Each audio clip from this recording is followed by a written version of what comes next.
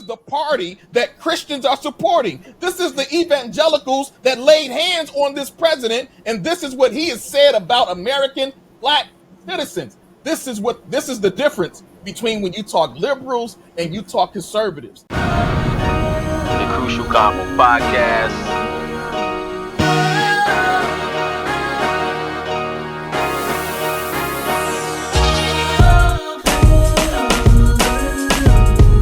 You could be anywhere if you're on this channel. Thank you for tuning in. To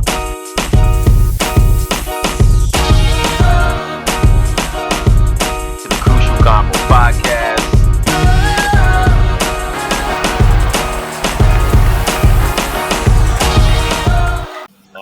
All right. Welcome to the Crucial Convo podcast. You are tuned in with your host, Kojo Afriye, and I have an illustrious panel, as always, of brilliant minds to discuss some things tonight. How's everybody doing? Oh, we're doing all right. Doing all right. We're okay. Yes, Doing yes. good. Yeah. Well, thanks for popping in here. So tonight, obviously there's a lot going on. So I want to talk a little bit about this Charlie Kirk assassination, the temperature in America, and kind of get perspectives of what everybody thinks. You know what I'm saying? So it's been an interesting couple of days, and obviously again, RIP to all the people who lost someone on September 11th. That just passed. So we always want to remember everybody who lost somebody September 11th.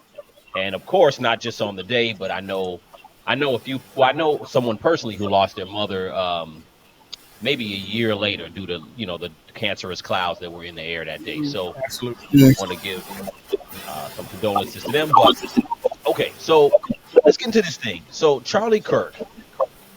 So there's been a tremendous amount of conversation on many different sides regarding this young man. He was 31 years old.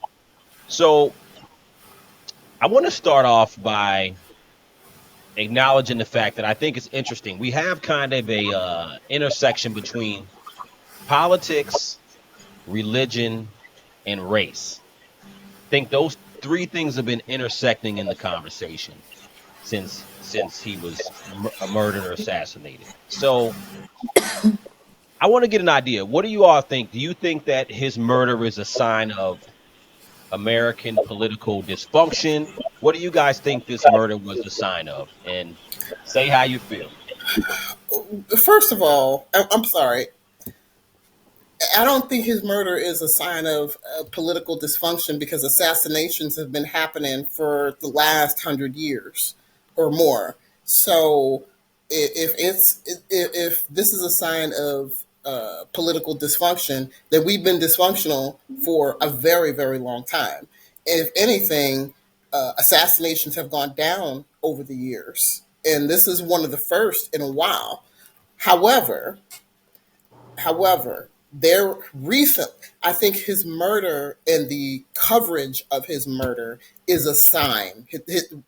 The coverage of his murder is a sign of the political dysfunction in this country, because you have, was she a state representative or congresswoman, and her husband Hoffman, that was brutally murdered in their own home. They weren't out, spewing any hate speech. They were not out condoning violence or perpetuating some idea that any one race is inferior to another. They were in their home, minding their business, doing their, living their lives, and they were brutally murdered by a self-avowed Republican trying to make a statement, and that was barely covered. A lot of people don't even know it happened. Yet we have this massive coverage, flags at half-staff for someone who I believe is nothing more than a modern-day clansman. The fact that he would even call himself a Christian is, I believe, is just he's a false prophet. It was a front, because you cannot follow Jesus and then followed up with the things that he was saying. That is nothing more than a sign of Satan to me. And even Satan knew the Bible. Even Satan was quoting scripture.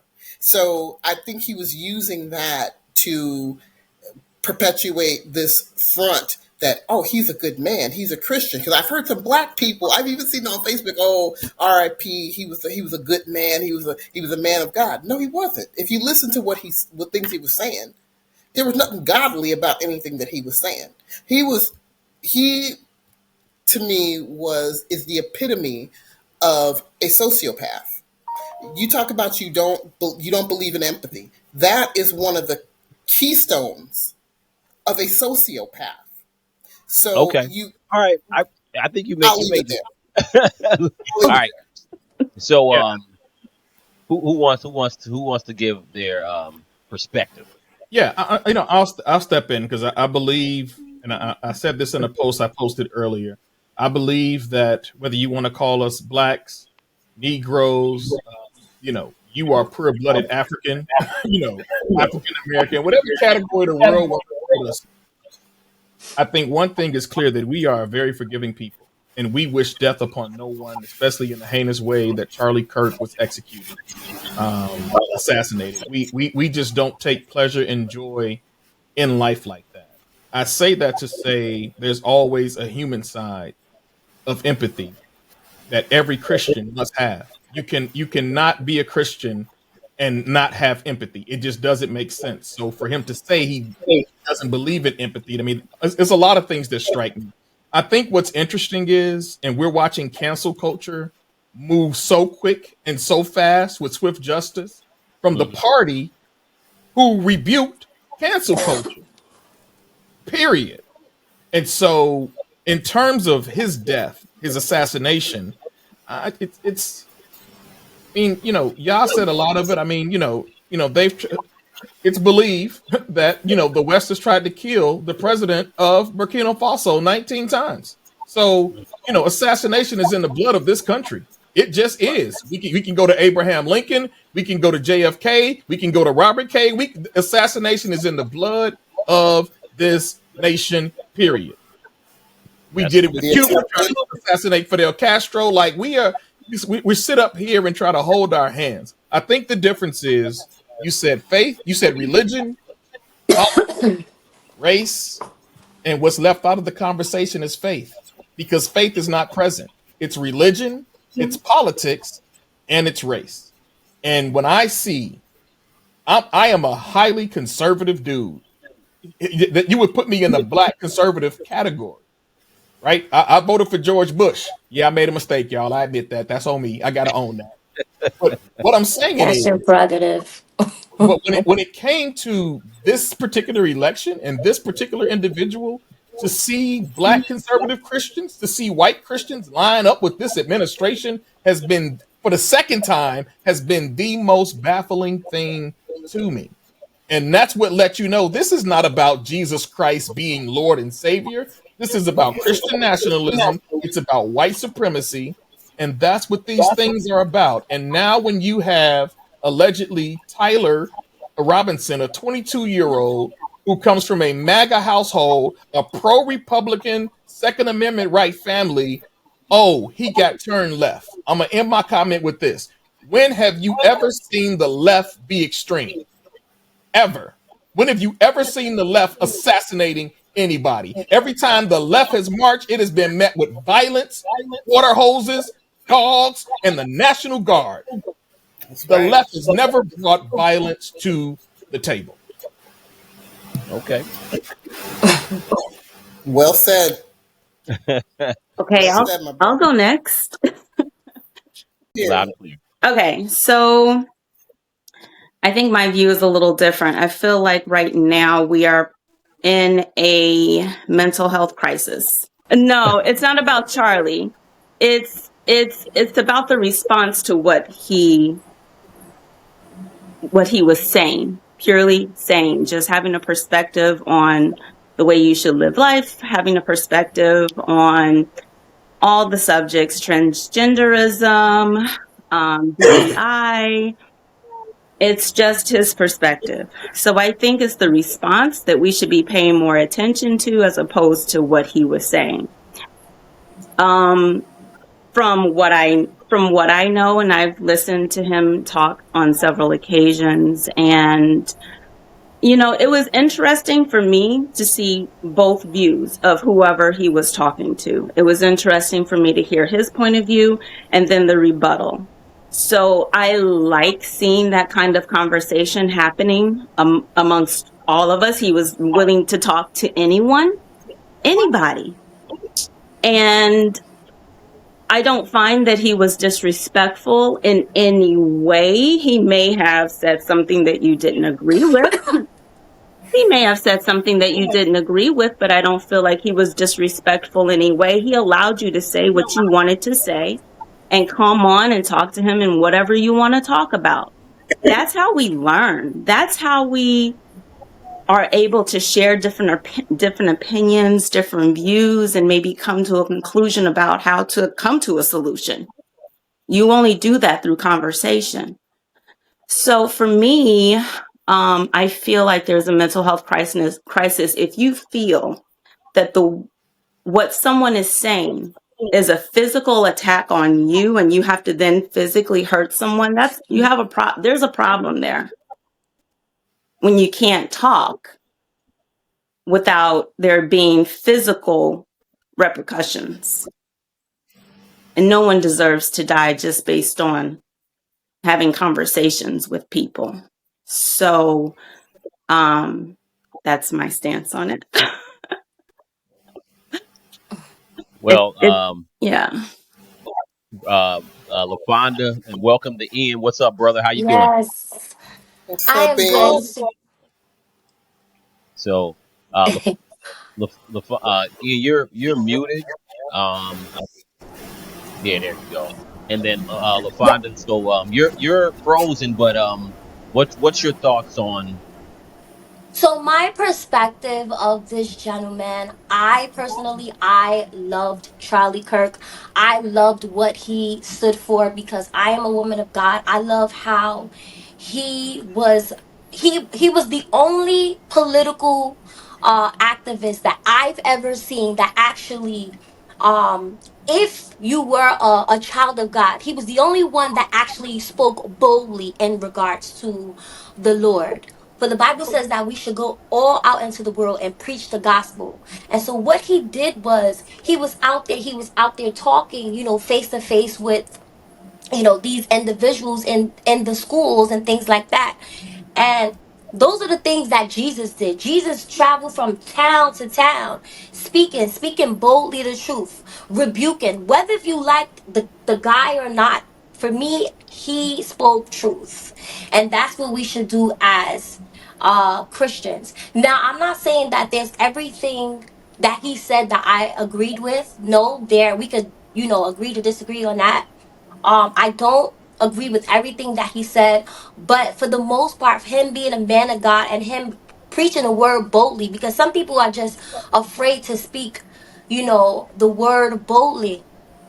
And so, especially, what's going on in the world today as far as like being in the schools and how like they're trying to brainwash, kids, with the he, she, and the thing, going on, and how, we shouldn't like when you have kids, they're in school, and you're not allowed to say he or she, things like that, and speaking against the transgender and abortions. He stood on godly principles. The things that I see in him, he was in the word of God. I've seen, like, boldly scripture, and then his whole theological perspective of things. He spoke biblical truth, and so that's what I loved about him. He spoke biblical truth, whether we liked it or not. Some people thought he was racist.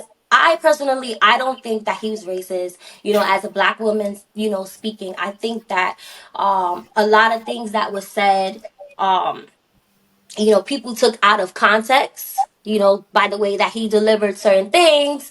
Like for instance, they were saying, he was speaking to one young lady, and he asked her, well, why do you think uh black people are poor, right? And it wasn't to offend black people, but he was basically saying, because there's no father figure in the life. But because of the fact that he said black people are poor, it got taken out of context and people were getting offended because it's black people. Everything's, oh, race this. Like, I just believe that, like, we, like, I know, like, slavery went on for years and years and years and years. I know.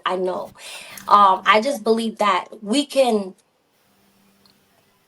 also move forward and, like, just, speak and love and try to grow, and try to put families together and things like that, because it's just, I just find him to be a man of God. Like, I just love that he spoke biblical truth. His words was biblical truth, and we should go out into the world and preach the gospel as a Christian, as a man of God, as a woman of God, and that is my stance there. Okay, Also, LaFont, okay. can I'm gonna I go. But please Twin, ask Twin, a question? give me a second before you rebut, because I want to just pass it around.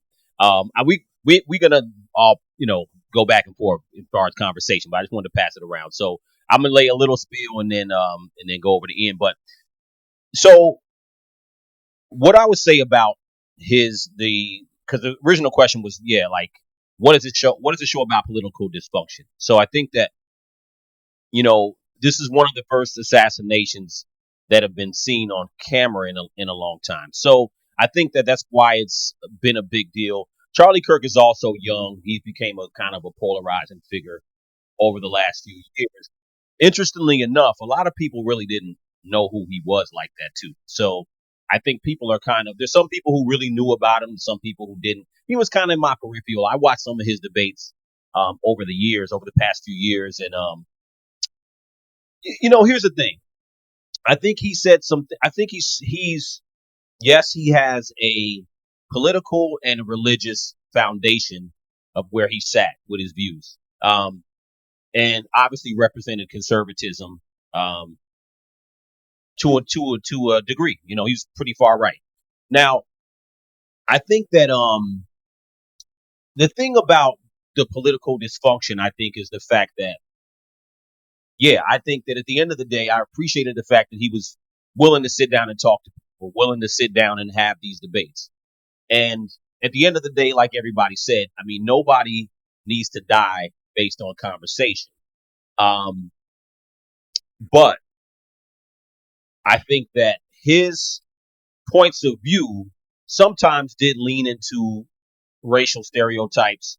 And I think that what I saw again, and here's the thing, there's a lot of material out there. So it's hard to, unless you did extensive research to go through everything he said and kind of understand whether the context was taken out of bounds or not. That's one thing. I mean, he definitely said some things, even based on the things I've seen, that were or a little off. You know what I'm saying? Or would be offensive to any group. So I think in regards to black people, he leaned into certain stereotypes, and I don't think he was adequately debated. So I would have loved to see him debated by, I'm not going to say the people who he debated were not intellectual, but I would have liked to see him be debated by someone who was a little bit more intellectual and can kind of point out, like, look, okay, if we're going to talk about X, Y, Z in relation to black people, let's bring in the full conversation. But I do think that, I'm going to say this and I'll pass it in. I do think that a lot of the things he said in relation to black people weren't really new. They were certain talking points he leaned into. And I think that at the end of the day, there was truth baked into there was some truth baked into the incorrect things he said. Right. Just as anyone would say something. So it's never going to be taken well, anything when somebody's saying something about a particular group when they're not part of that group, because it's not necessarily going to be taken well. And if you do approach talking about another group, you have to be extremely accurate and you have to have extreme context. So I think that that's one of the things. But at the end of the day, I'll just say this, is that the dysfunction is what I see is that, and we'll get into this next, because I want to talk about the labeling or the narrative of conservative versus liberal. And y'all have all kind of talked about that a little bit. But I think that's one of the biggest dysfunctions I've seen is these narratives have become a game, right?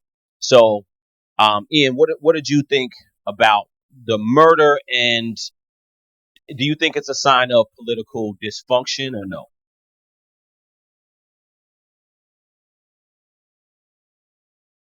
Can you hear me? Yo, Ian, you there? Oh, okay. Can you hear me? Yeah, we got Yeah, you. we can hear you. All right. So, all right. All right. I just went. I'm sorry. First, good evening, everybody. I came a little late.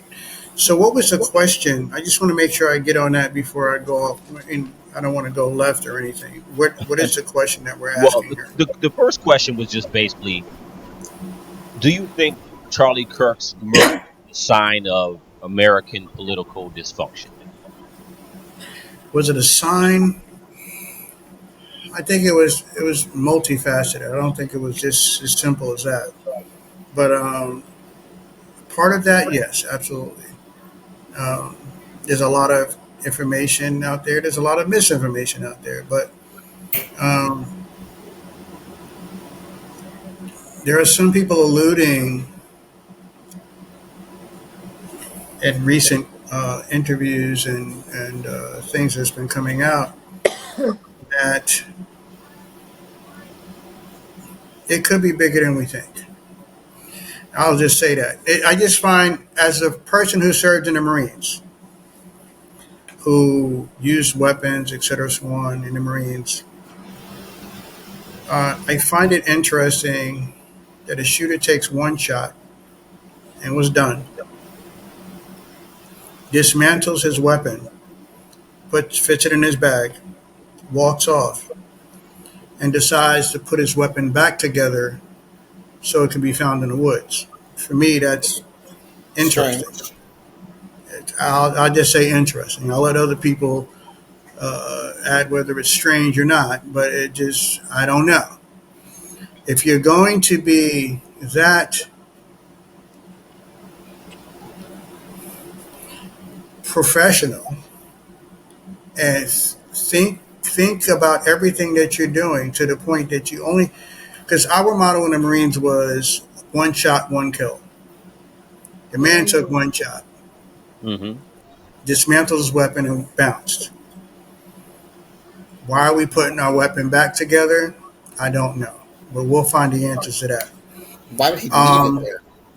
I I'm just curious on some previous speaker mentioning that he spoke truth, and also I had a problem with some of the things that he said. So I'm confused whether or not if he had issues with the truth or I'm that was a little confusing to me. I wasn't sure, and I'll let her expound on that. But when she says I that he spoke truth, but I had some problems with what some of the stuff he said, I that kind of suggests that you had a problem with the truth, or maybe some of the things he said was not accurate, meaning it wasn't truthful. It's either one or the other. So I would like to hear get that expounded upon. But um, with my feelings on this whole situation overall, I'm indifferent. I'm not celebrating his loss because it's asinine to have to resort to that with somebody that you disagree with, et cetera, so on. But I'm not mourning his loss Right. because he was not an ally of any kind to me. And I'm speaking as a person who is pro free speech, pro 2A, but I'm also pro black. Right. I didn't. I don't. The opposite of pro black is anti black. I found him to be very anti black, and it's you know I will stop there before I go on a tangent because you have different topics, and I'm sure I'll get to chime in. I know how you get What's down. up, Miss Faith? How you doing? Hey, Ian. How are you? Good to see your face. It's good to see y'all. I love it. Well, you know what? Okay, so here's the thing. So I'm not pivoting off of Kirk, but I want to get into for a second the liberal versus conservative. So this is where I think this is leading to, and it kind of not leading to, but this is liberal versus conservative, or the idea. I think this is a very poignant issue after this death, because what I've noticed, particularly since Donald Trump has got in, we've always had liberal conservative. It's nothing new, right? I think that the idea of liberal and conservative is becoming very polarizing, way more polarizing than it used to be. So I want to kind of get an idea of what everybody thinks liberal or conservative is to them personally, not generally in the world, but to you personally. Because I think that and the reason why I'm bringing this up, what I notice is that for black people, I think black people have been badged with this automatically being liberal, which I find, particularly since Donald Trump's presidency, is this last election is a little strange, because I think that, and I've been saying this on other videos on this channel, that I think that the idea conservatives, and I'm not talking about Charlie Kirk or Nick Fuentes or any white supremacists. I think that conservatism, generally speaking, is people are starting to gravitate to the right a little bit more than they actually realize. I think the only thing that's stopping people from embracing more conservative views is because naturally it feels like, okay, I'm siding with white supremacy or white supremacists. And I say that because of a couple of things. So you have the views on whether it be immigration, you have views on, transsexualism, or things that are in schools. You also have the other part. For me personally, a big part of it is fiscal conservatism in government, federal and local. That's a big thing for me personally, because I actually see that, and I'm not blaming it all on Democrats, but fiscal conservatism, as far as how cities are run, how money is spent, government, whether it's local or federal, is extremely important. And when it comes to black lives, that's something that it's something that I find that on the Democratic side is skated over, because I don't think that we have to analyze that stuff half the time, because it's almost like, well, you're black, you're liberal. And I'm like, well, and let me end it by saying this. Everything that is liberal, I don't think we all agree with. And everything that's conservative, we don't agree with. But by default, I think it gets strange to be pushed into liberalism. That's what I think. And I think the branding of it is troublesome, because it causes us not to have conversations and necessarily think. So some things that I say all that to say this: some things that are conservative may be good for the black community, and not everything that is quote unquote liberal, because they are throwing a lot of things into quote unquote liberal. They're throwing a lot of things that I think people that look like us don't agree with, but are silent about because we don't want to be labeled as a Trump or a MAGA. I don't care about that. I'm one of the people that don't care about that. And I'm not suggesting any of you think like that, but I'm saying that that's something that is become a big thing in the wake of the election. And obviously with this Kirk murder, it's about liberal versus conservative and quote unquote black versus white. And I don't even think that that's something that is really happening in real life, but it's the narrative that's being pushed out there. So going back to the original question, what is liberal or conservative that to you guys personally. Can I just rewind quickly Hmm. though, and I'll keep it brief. We having My comments. issue my issue with Charlie Kirk, okay, is that I don't believe that he was someone that spoke the truth at all. I think the dangerous thing that us as black people need to be careful of is that a lot of black people get enthralled in some of these people because they appear to be speaking Bible. They appear to be Christians, and all of a sudden it's like, oh yeah, he was about Jesus. I'm about Jesus. You can't listen to the things that he said about black people, verbatim things that he said, and then say, oh, well, he spoke the truth because he had a problem with the truth. I listened to I debates meant that that he spoke biblical truth. That's what I was saying. He spoke he, biblical truth. He went he based off of the Bible. I've seen that man when on his platform, he had an evangelistical gift where people were coming to Christ and they were surrendering their lives to Christ. People that were atheists, people that were Muslims, they were coming to Christ. And that's my concern. My concern is about the soul. When and you I know what? voted based off of a spiritual standpoint. So if God is using an individual to get their soul to come to Christ, that's all that matters to me. So when I You know say what? that he And spoke that's truth, I'm talking about biblical truth. And when God is using somebody and somebody is coming to Christ, that's something that is very, very important. And so that's when I said truth, I was speaking about biblical truth. and Sorry I to totally get that. I totally get that. But we have to look beyond that though, because people have used Christianity to draw people in to things that were completely unchristian for centuries.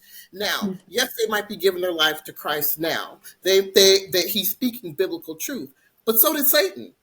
Satan also spoke biblical truth to the Lord when he was in the wilderness. So, forget going right. beyond But that. the point is What I'm that saying Hold on, though LaFonda, is we didn't that finish.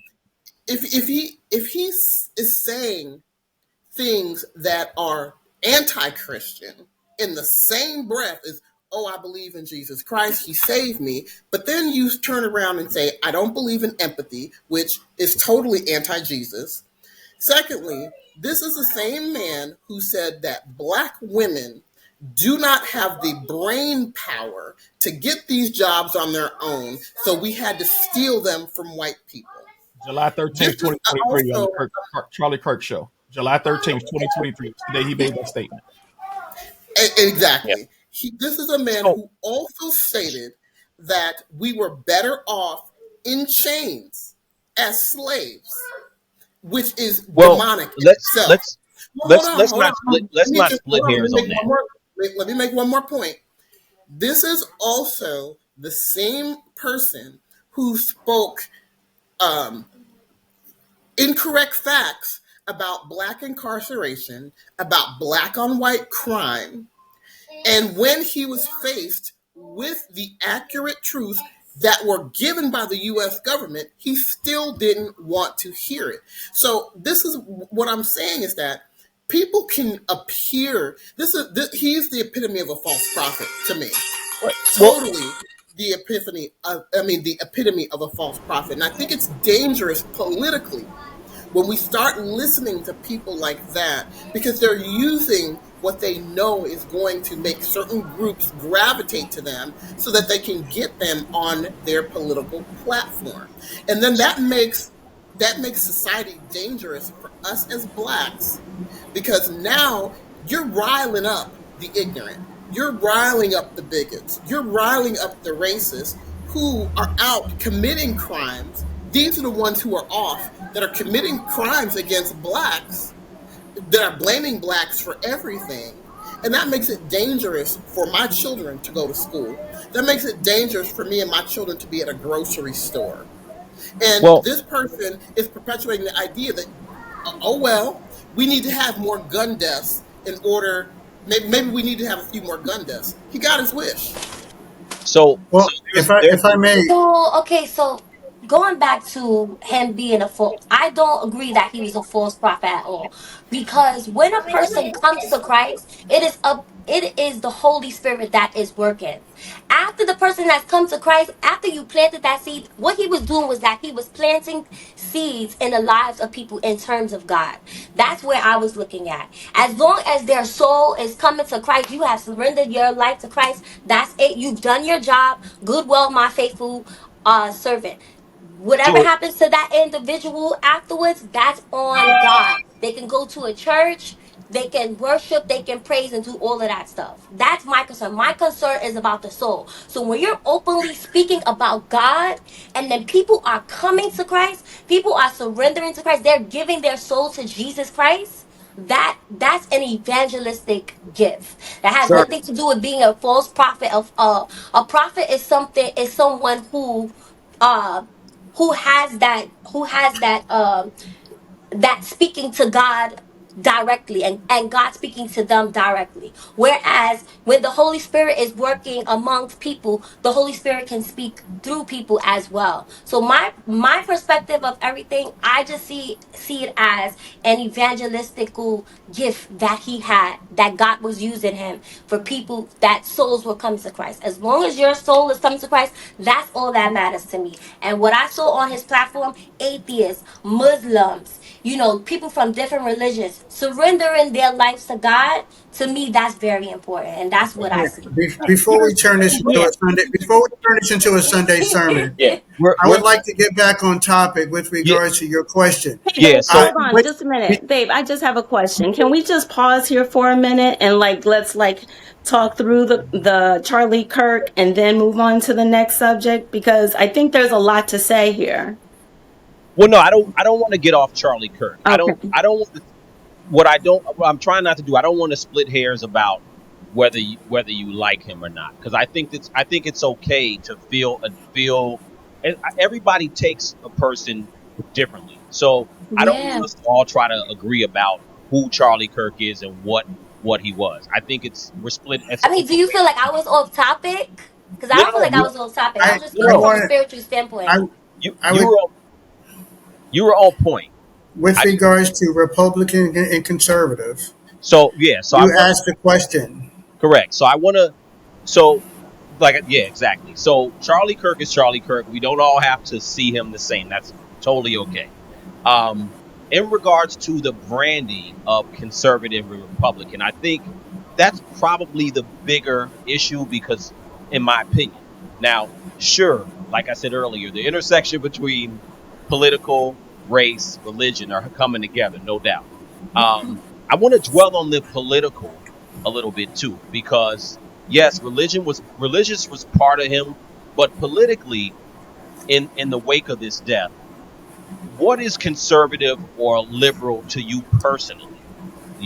What do you see personally that you're, because Ian, for instance, I know certain things that you're very conservative on based on Absolutely. the things I see, and there may be things that are liberal. So I want to get everybody's idea, just I not to make everybody keep it to a short point, but just tell me kind of in a nutshell what for you personally is liberal or conservative, and we'll bounce the ball around.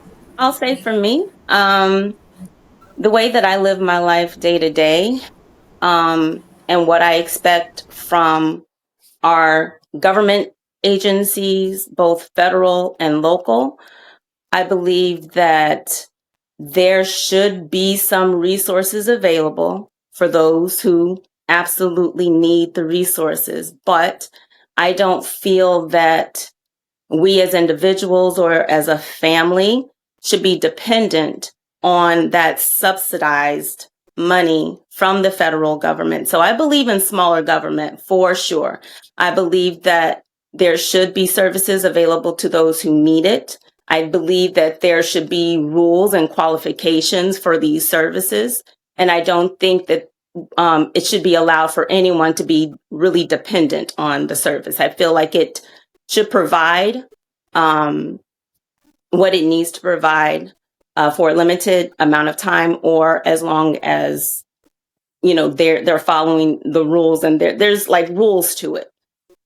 Um, when it comes to, I'm trying to keep it short and doing these points because I feel like I'm more conservative as far as immigration goes, but I also think that there should be a process for those who have been here for a really long time. There maybe a 20 plus, 10 plus years and have established themselves and they're paying into the system. They should be allowed some type of process to allow them to make it legal for them. They've been here, they've put in their time, and they're also putting back into the system. So I think there should be a process for them, but I am definitely not for open borders and allowing just any and everybody to come here. I believe there are rules and regulations as to what would qualify you to become a citizen. I think there is a process to everything, and everyone should be afforded that process or have to go through that process, especially if people have gone through the process and they waited those years to become legal. I mean, that's something to be really proud of, that you were able to go through the process and become the legal citizen. So yeah, I think there's a process to that. I just find that when we focus more on what is being spent and what is actually coming back to us, because us as taxpayers, we put in towards that federal budget. It's our money. So I want to make sure that that is being spent wisely. Don't take my money when it doesn't need to be taken or put towards some program that we got going on in another country. No, I want the money to circulate within this country. We can provide aid out elsewhere if needed, but of course you can't take advantage there either. So I feel like there's a balance between what should be given federally and locally, but I feel like the way the system should be is that it helps to lift everybody up. We shouldn't be dependent on those who's making the 1% to trickle their money all the way down to us all the time. I think it's important for you to have some stability in yourself. And of course, when you have your family, that increases your income and we build together.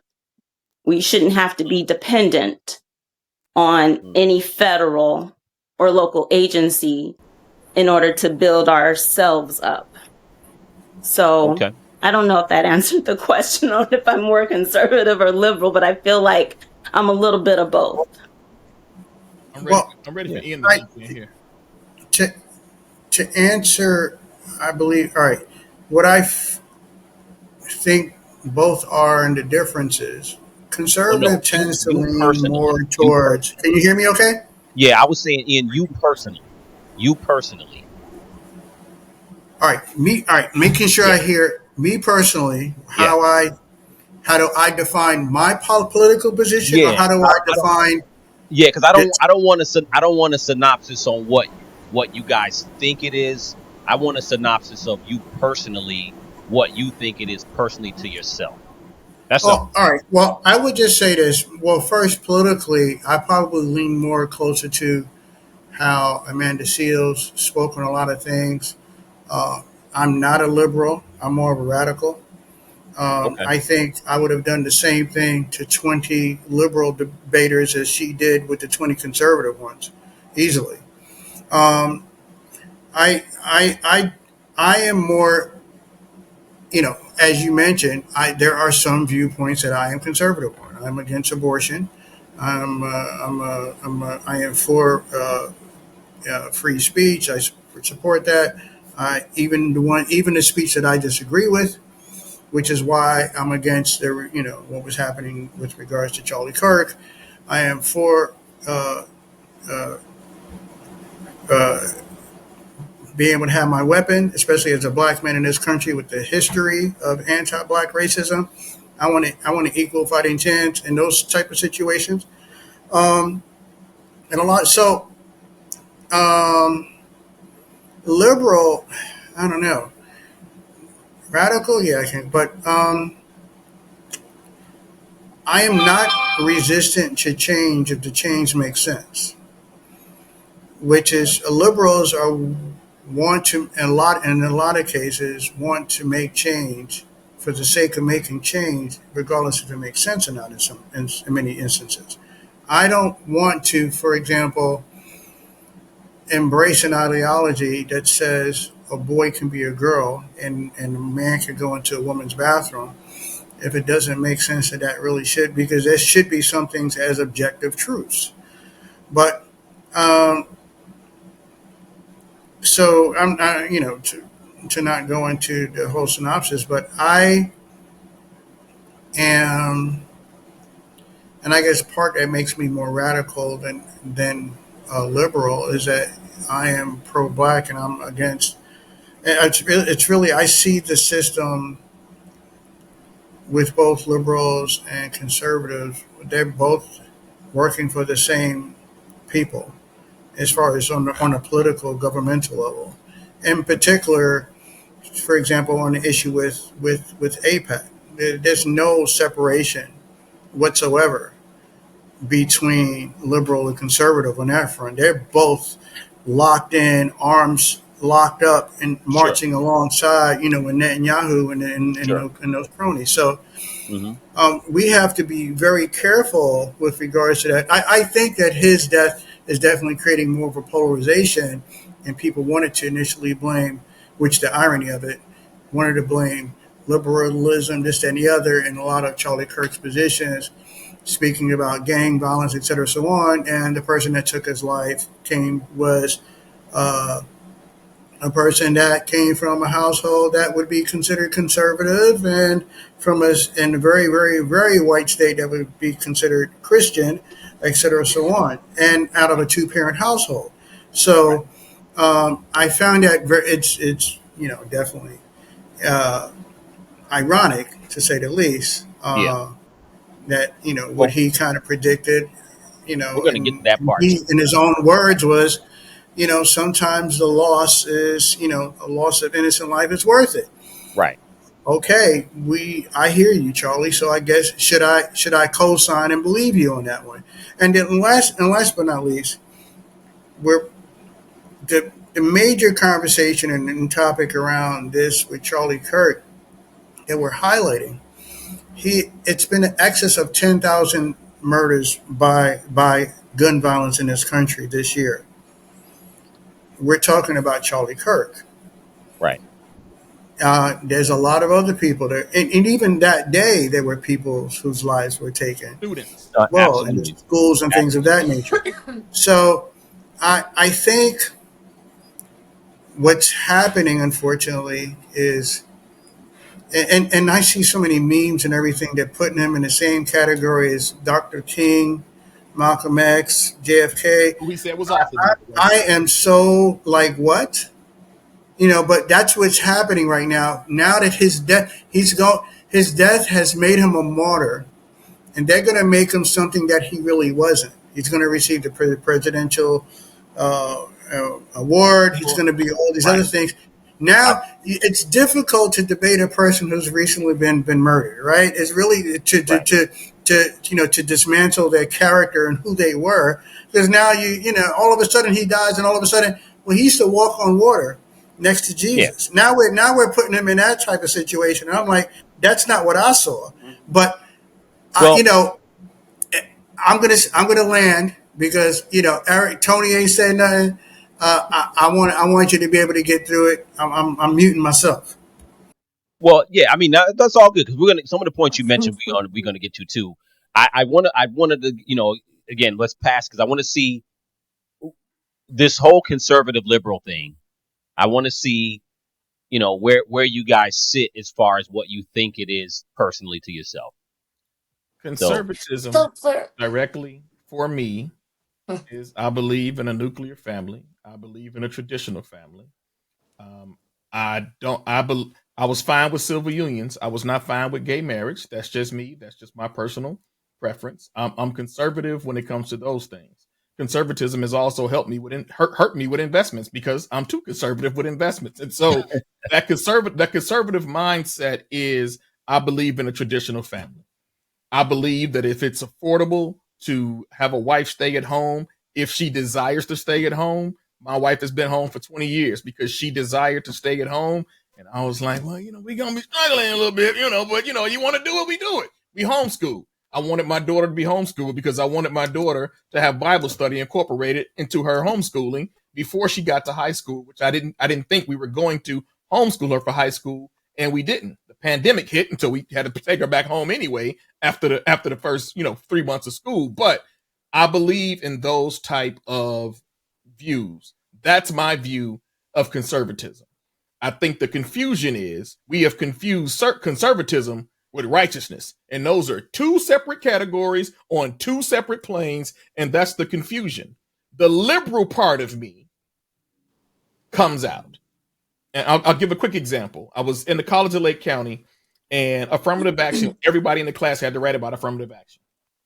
This white guy looks at me and he says, Tony, I bet you support affirmative action. Just because I was black, he made that statement. And I said, actually, I don't believe in affirmative action, but I support affirmative action 100% because of white men like you who make assumptions about black people all the time. And that's why we need to have something like that in place, because you're not judging me by the contents of my intelligence or my character. You just judge me based on my color. That's where liberalism comes in, because liberals are the ones who pick up the vanguard to fight. Period. Okay. So I'm gonna land there because I can get excited and I don't want to.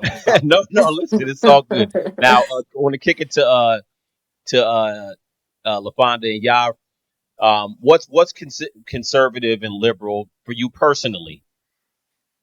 So for me, I'm more of someone who like supports the school choice, like public charter schools, vouchers.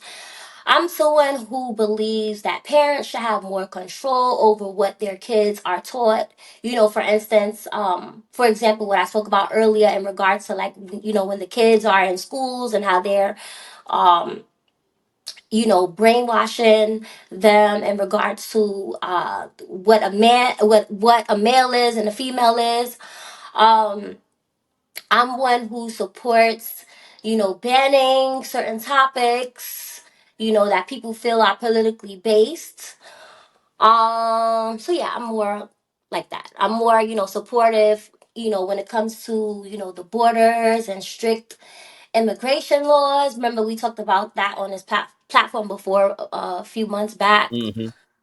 Mm-hmm. Um, Does yeah, teaching Black history I'm fall into that more, category, I'm more, yeah. LaFonda? I'm sorry. Does teaching Black history fall into that category of things you believe should be banned? No, I don't think teaching Black history should be banned at all. Do No. you think putting limits on what's taught in Black history, like the horrors of slavery, about the West Africa, the barracoons and the castles that kept our people, do you think all those things should be banned?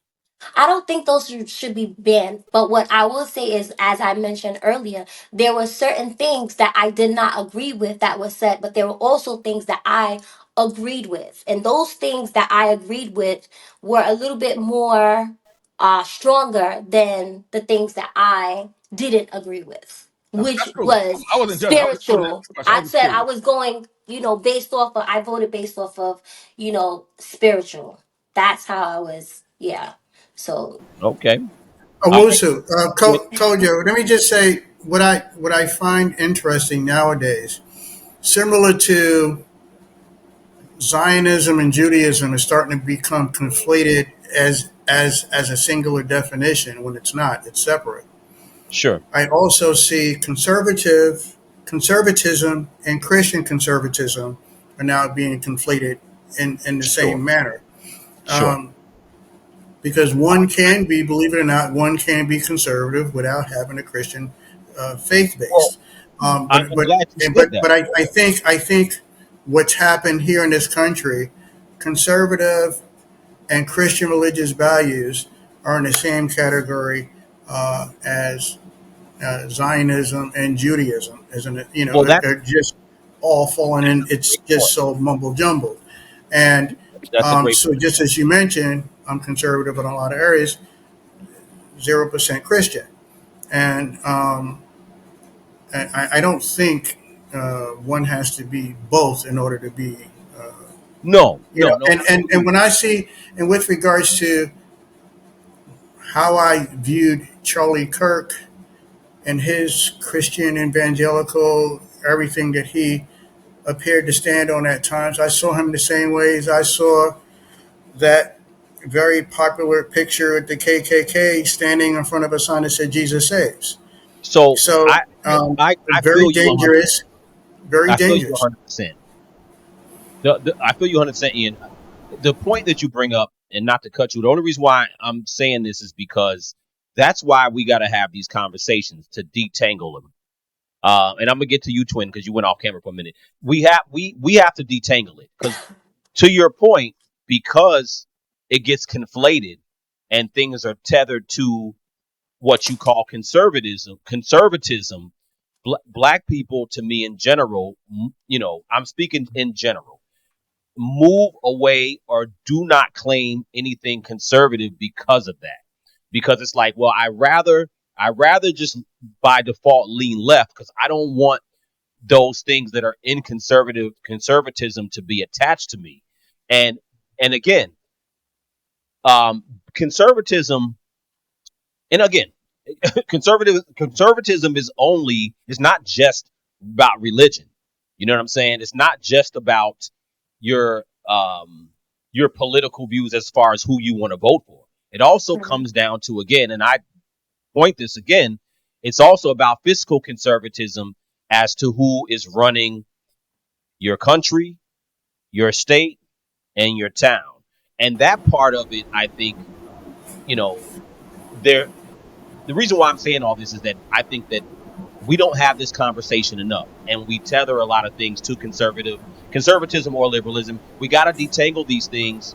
I think that way we can fully identify where we land on things personally, because I think we have conversations privately where we land on things that put us on either side of that branding, but publicly publicly black people still vote 90% Democrat. You know what I'm saying? Yeah, Which I'm not and mad at. you can predict every election moving forward in a similar fashion, and I don't know who in any type of scenario, whether it's sports or something else, can your opponent know exactly what you're going to do and you expect to win? I don't know how that works, but some people think it will. With regards to conservatism and fiscal conservatism, as you mentioned, I'll just also add it's very interesting that when it comes to fiscal conservatism, it it does not, neither party aligns with that when it comes to military spending, especially when it comes to association, whatever's going on with the Middle East, Israel, etc., so on. Sure, sure. We've spent about $2 trillion, not just in monies that we gave directly to Israel, but in all the wars that we engaged in as an association with our alignment with Israel. Correct. But So, the but the and if problem we is, consider our social security issues, which where we borrow for just to make things, equal and all that every single year, if we didn't foolishly spend it in this other area, in military realm, which I see is a very good money laundering scheme. We're giving countries money for military aid, and they in turn purchase weapons from our sure, U.S. sure. But corporations. I see that in that fashion. But but um, those are macro financial things. I'm not saying they don't matter, they do. But what I'm saying is that we don't focus on black community does not focus on micro financial spending at all, in my personal opinion. And the reason I say that, and I'm gonna let you, because I didn't let you get yours. The reason I say that is that we often, as a black community, we talk about everything federally, and we don't get into state or local very often, and that's where the vast majority of our lives are affected, i.e. Chicago. For a great example, $1 billion deficit. Tony knows $1 billion deficit. places that are all, and I'm not attacking the Democrats. All I'm saying is Oh, that attack, brother, attack. Go in for the kill. Don't hold back. all I'm saying is that Chicago is a great poster child.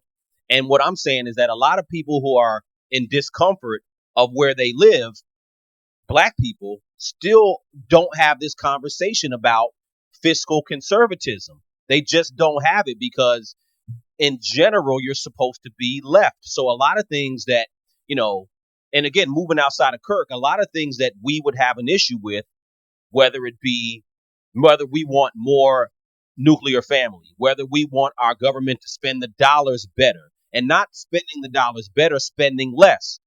You know what I'm saying? And so whether it be values that we care about that may fall under that conservative umbrella, a lot of us are not voting or talking that way. And because we feel like that branding doesn't fit us. And that's where I think one of the issues is. So, you know, I agree with you. Like there's things I saw that Charlie Kirk said, but there is nothing new. There's always going to be white supremacists. There's always going to be people that speak disparagingly about black people. Yes. But this whole liberal to conservative thing is an opportunity, in my opinion, not to pick a side, but to detangle and figure out actually not even his murder. This whole year, this past year has been an opportunity. And I think the country is individuals are starting to look at things and say, well, maybe like you said, Ian, I don't know if I'm Democrat or Republican, but I need to start looking at my values and what I want. And I think that that's important, you know. Sorry, Twin, go ahead. What's liberal and conservative to you? Can you hear me? What are you? Yeah, I What do can you hear you. consider yourself liberal or conservative on? Well, me personally, I would consider myself more of a middle of the road. I definitely do have some conservative views. For example, I am pro Second Amendment. I myself have several weapons. However, I also believe I'm a firm believer in strict gun control. I don't think that anybody should just be allowed to have a weapon because not everybody is in the right mental state for that. As a licensed professional counselor, I see a lot of people who are absolutely, absolutely should not be in possession of firearms. And heard way too many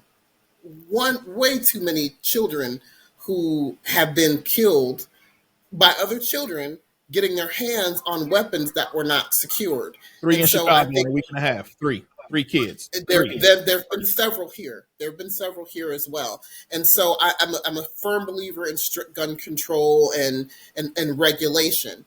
I believe that people that should be able mentally and legally have weapons should be able to have them. I do believe in the nuclear family as well, but I don't believe that we should tell other people what they can or cannot do. I know because I firmly believe I'm going to raise my children according to what I believe, I firmly believe is right. Um, and if other people want to do what they want to do, I don't think it's my place to tell them what they can or cannot do. But as they cannot tell me what I can or cannot do, I believe that we should be able to agree to disagree on those things. I absolutely believe in fiscal responsibility. I think that there's a lot of waste. There's a lot of mismanagement, misspending in our communities. And you see it left and right with so many programs that are absolutely necessary, but then you see funding for things that are just absolutely ridiculous at the same time. And so I think we absolutely need to focus on those things. I think as Blacks, we do need to have certain deeper conversations that may be considered more conservative about our own society and about our own dysfunctions within the race. But I just, like Ian was saying, that I think sometimes things are just lumped into one category. You know, you're black, you have to be a liberal, you have to be a Democrat, you can't believe this. And if you are a Christian, then you must be conservative. And I think you can be one without the other, and not everything falls within the same category. So for me personally, I think that I am personally a middle of the road. I believe in things that make sense. I believe in. I'm just. From the start. Okay, turn the light on. It's too dark. Okay, turn the light on, sweetheart. I absolutely believe in laws and regulations and things that just make common sense. And I think that we get so caught up in political titles that we lose sight of what actually just makes sense. Mm-hmm. So I don't know if that's a liberal stance or a democratic stance or I don't know what you would call that. I believe in common sense. And I think that if we were to just have normal conversations about what makes sense for our country, what makes sense for our communities, I think that we would probably find ourselves in more agreement. But we're so focused on titles and focused on egos and things that aren't really relevant in the grand scheme of things that, things just get lost. Let me say this. Let me say this. And I appreciate those comments. I think we can say one thing. All of us have heard of Charlie Kirk, and all of us have listened to Charlie Kirk. And at the end of the day, Charlie Kirk is just a small pea in the pod of comments that have been made towards Black people. As a matter of fact, I consider his stuff very strong, but it's some folks out there who wrote Project 2025 who have a lot stronger things to say about Black people, right? So the biggest problem is we have made, the Republican Party has made conservatism the party of Christianity. And that's the major issue in this country. When both parties, at the end of the day, we are under a system, for those of us who are believers, we are under a system that is run by Satan, period. And so it's easier for a conservative in Chicago to say, hey, look at your mayor. He spent $638 million on immigrants who came in from Venezuela, because it's harder for conservatives to have the conversation about the Republican state that sent them here and took the government money and kept it there for themselves. It's easier to have a conversation to talk about liberals in Chicago. Liberals are going to say, yeah, we spent $638 million on migrants and we're not happy about it. But you know what else we're not happy about in our community? The $972 million, almost $1 billion, that the city of Chicago taxpayer has spent on police brutality. But the conservatives won't talk about that, because the mentality is, off the comments, the president of the United States, that kids in Baltimore were born to do evil. This is the party that Christians are supporting. This is the evangelicals that laid hands on this president, and this is what he has said about American Black citizens. This is the difference between when you talk liberals and you talk conservatives. Take religion out of the conversation, and it will force people to have hard conversations with people like Ian, who says, I ain't on no spectrum of religion. But it's going to hurt people to have a conversation with him, because he's going to pull them in so many directions. Because once you take religion out of the conversation, now you have to deal with the facts that are at hand without a lens of anything. And that is, how are we spending conservatively, and how are we spending too liberally? I'm supporting an administration. Farmers just had a prayer vigil last week in Arkansas. They had a prayer vigil calling on Jesus to help them solve the issue, because the tariffs have broken them. That's what they're doing. That's what's happening right now. Liberals in Chicago, we got parts of Chicago that have turned completely red. Why? Because they're sick of being disenfranchised by the Democratic Party. All the shootings that have happened here, it took one parade for somebody to get shot with an assault rifle before the governor and the Black Caucus lined up and made sure legislation was signed, because somebody got killed at a Highland Park parade on July 4th a few years ago. It took them milliseconds to write legislation to deal with that. And so now you have Black liberals who are like, oh no, we're not dancing with these dudes anymore, because We've been having kids killed all the time, and all of a sudden now they want to pass gun laws to preserve life of the white people who got killed in Highland Park. So now you have black people who like bump all that. Chicago red. I'm going to vote for Donald Trump, because they are not living in a spectrum where they're looking at their lives and their lives only. I'm going to land with this. I was talking to a brother of mine at church, and he was like, well, my nephew got killed. And so he was saying, well, nobody has directly been killed that has impacted me. I'm sorry.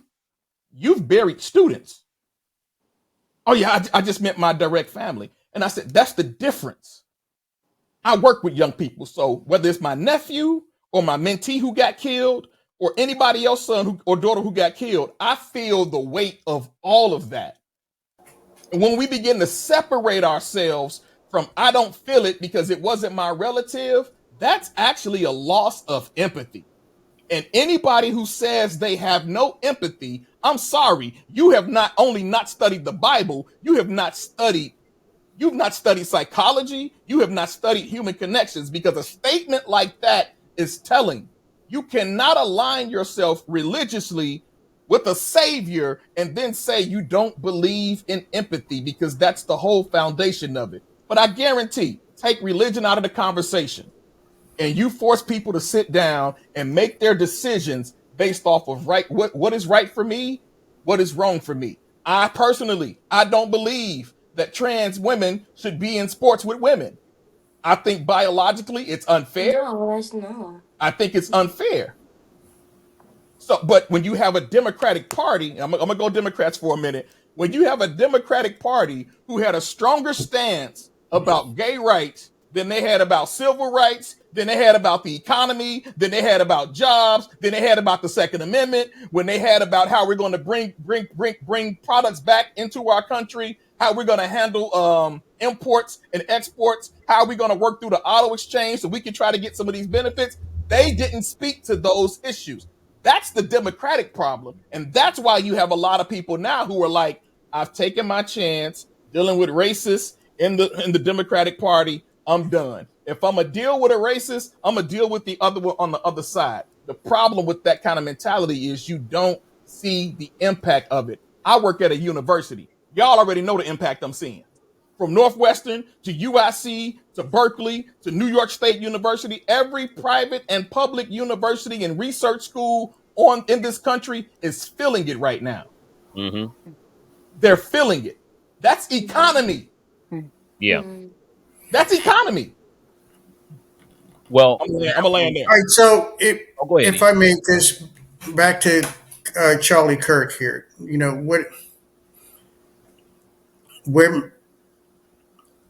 we're making him. He is unfortunately being made out bigger than and smarter and all these other things than he actually was. He was very simplistic in his views on the country. He didn't want like the average white American. There was a lot of fragility. He didn't want to address the ugliness in the American history. He wanted to act like it didn't exist. Let's not talk about or he would engage in revisionist history, whereas it was slavery, this, that, and the other, and all that other stuff. But he was a young entrepreneur with regards to, and created this, Turning Point USA, because he saw a void in the market, in a political landscape in the market. And he exploited that like a lot of other entrepreneurs would do. It was,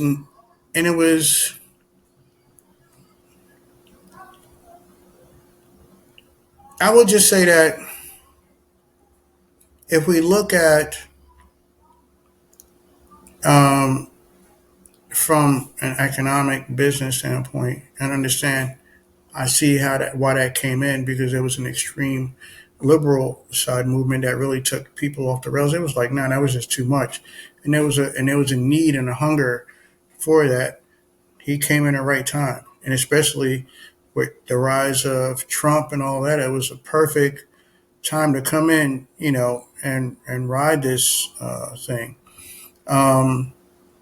But I don't see him much different than an average white American in this country. And when I hear people say that he wasn't racist, this and the other, it really baffles my mind because he has black friends like, say, Candace Owens as an example. I remind people when I hear that asinine statement or comment from people, especially black people, I ask them this: do you know of any man who is married or has a girlfriend that is sexist? And they say yes. Right. I said, so a man can be in a relationship with a woman and or even marry a woman and still be sexist. But a white man can have a black friend and still be racist. So when I say that to them, some the light bulb comes on, some it's deer in headlights. And I think a lot of times we have fallen for the banana in the tailpipe when we see the you know black faces, whether they're praying around Trump or whether they're you know Charlie Kirk's friends or whatever that and because he calls them friend and or sister or whatever that's proof enough that he's not racist. Well, And I yeah. would push Let me against that. let me And I add would into push against that. that, but I don't want to cut you off. Let me add into what you're No, saying. I'm sorry. Go Go ahead. ahead. Yeah. No. No, go ahead. So okay. So and I accept that. What I think about that as far as Charlie Kirk, I'm indifferent too. I really don't think deeply about Charlie Kirk per se.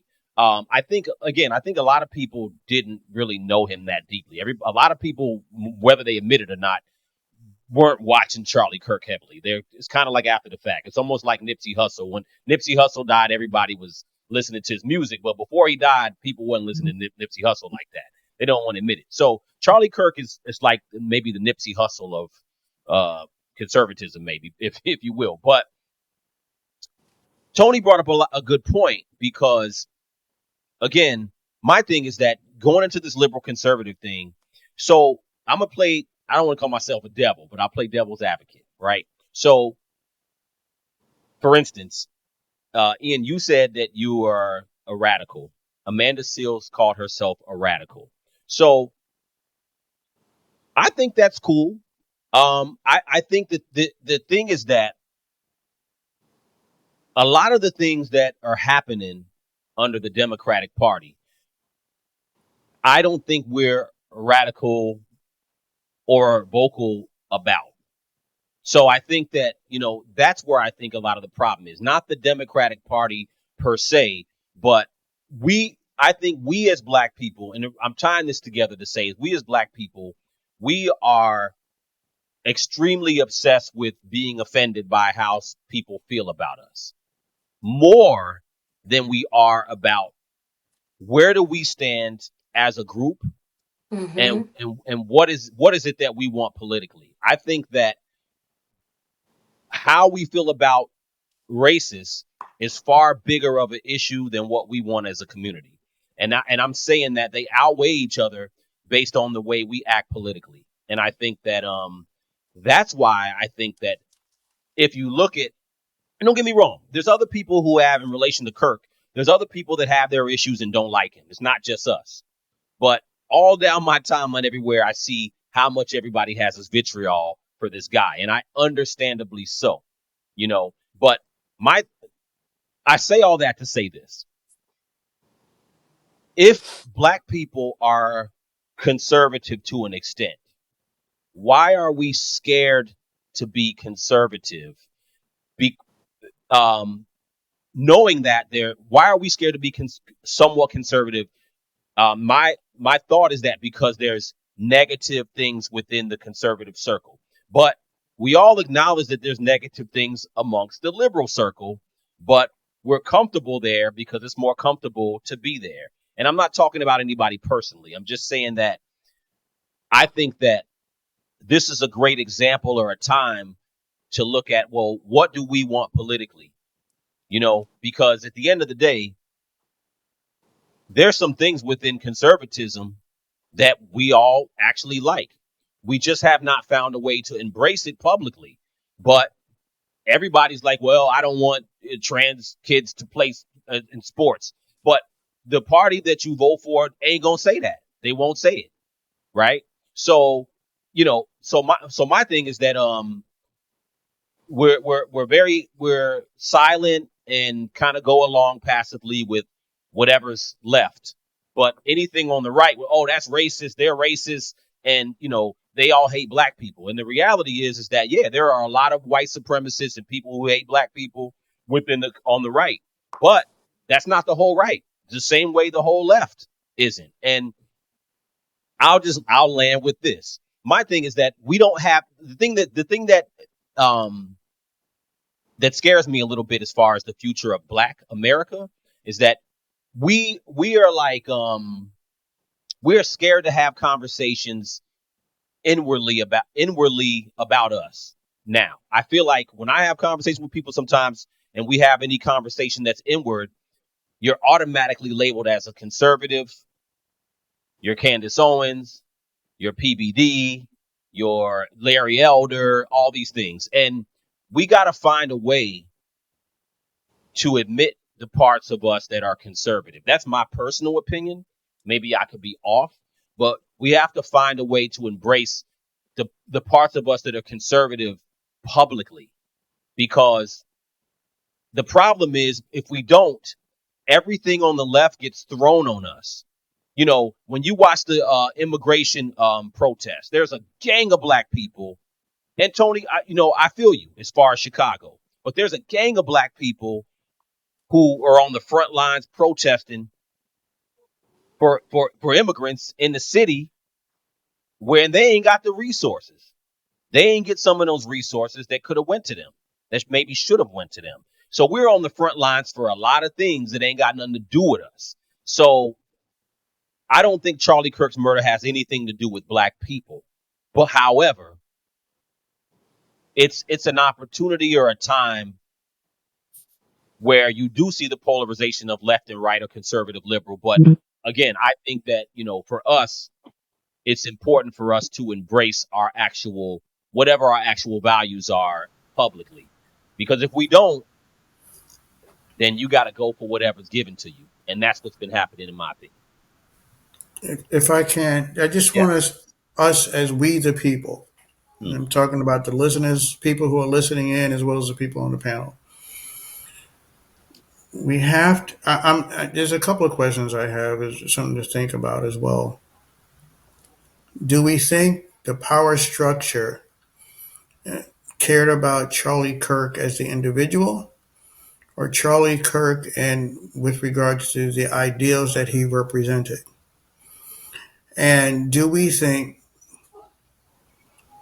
that the death of Charlie Kirk hurt or helped the power structure, uh, as it stands now? Hmm. And the other, I just want all of us to be mindful of and careful that we don't fall into the trap of speaking truth to power or avoiding speaking truth to power because some of that truth is now being deemed as disrespectful to the dead. Sure. I'm not going to sugarcoat and rewrite certain things just because the man is no longer here. And I will Right. start and I will remind folks I do not support what has happened to him. I support free speech. I like hearing from people, and I want everybody to have freedom of speech to include the people I disagree with because I want my freedom of speech. So, and I don't agree with assassinating people. So just that. So and because I see the elevation of Charlie Kirk as it's being happening, et cetera, so on, and as I alluded to earlier with the whole guns, it just doesn't make sense to me. It's almost as if he was a sacrificial lamb for the cause and the ideals that he represented, as Mm. opposed to anything else. Because now that he's not here, those ideals and everything that he represented is really being hoisted and exalted. pushed up there a whole lot, and to be praised because he's not being praised, and and he's like I said, he's almost like a Jesus like figure now.